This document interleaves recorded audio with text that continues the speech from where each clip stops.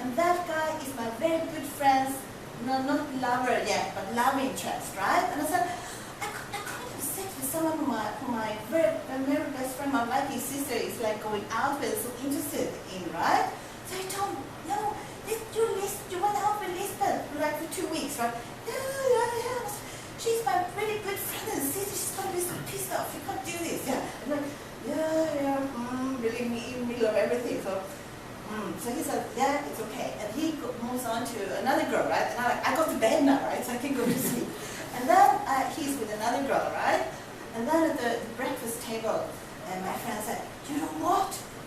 My really good friend from Oslo, she had sex with the guy, the guy I've been going out with for 2 weeks. And I was like, how can she do something like that? How can she do something like that? I would never do something like that. I was like, shit, I'm so happy. So, yeah, so I don't know if you think this is story maybe, but to me it shows that I think in many cultures we say like, wow, a beautiful man is interested in me, maybe he only loves me, I think women in some kind maybe would think like that, or women everywhere, maybe in Sweden too, but I would like to think that many of my Swedish sisters in my culture would think, casual like pussy lickers or business or like work, money, everything in life comes and goes, but the Viking sister, she remains. Yes. So, and now to something totally different.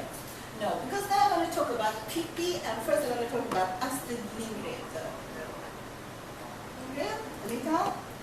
Because then I'm not going to, I can speak a lot about all the facts here, but she's very important to us in many ways, because she wrote 41 books, and they sold 149 million books, and she got prizes, and she did this, and she did that. But she is very important to us Swedish people, mainly because we read her a lot. She's a big influence on our school, on our society, on everybody. Yeah, this is our new money, so she's going to be on our new money.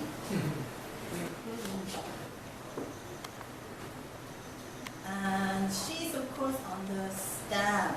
We have so many stamps and we have so many things with her.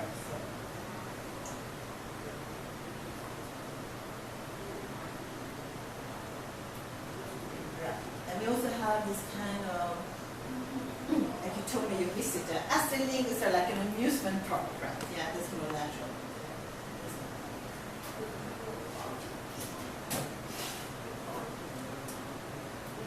And she also wrote a book.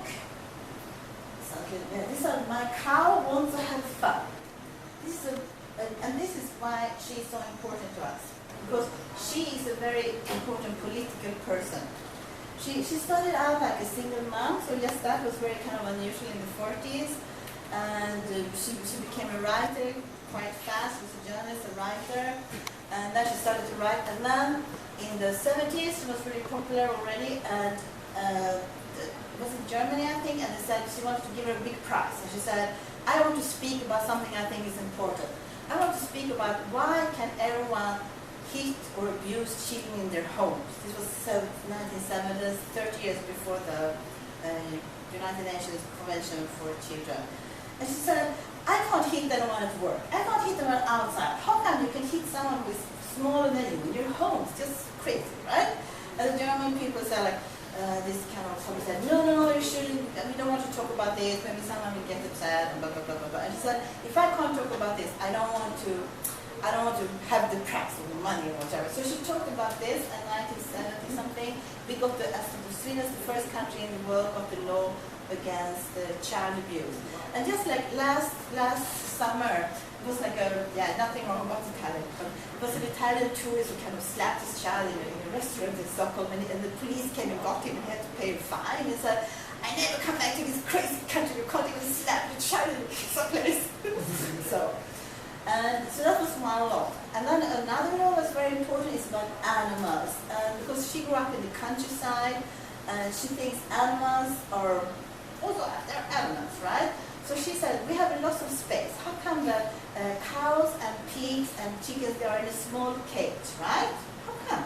So on her 85th birthday, the Prime Minister of Sweden gave her a law, and it's called Lex Lindgren, and that means that Swedish cows they have the right, the cows, right, to be outside 3 months every year.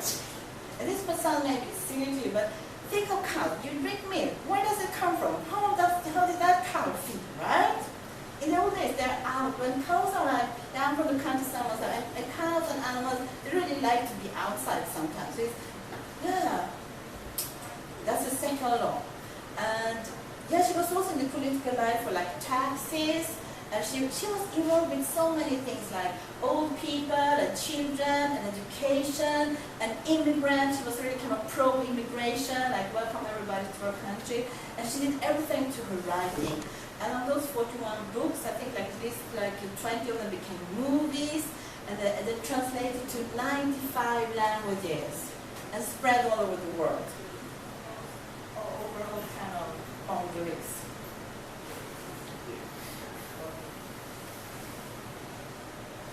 And this is a video in Korean, just to show that Pippi is actually all over the world. And she tries to kind of protect a little boy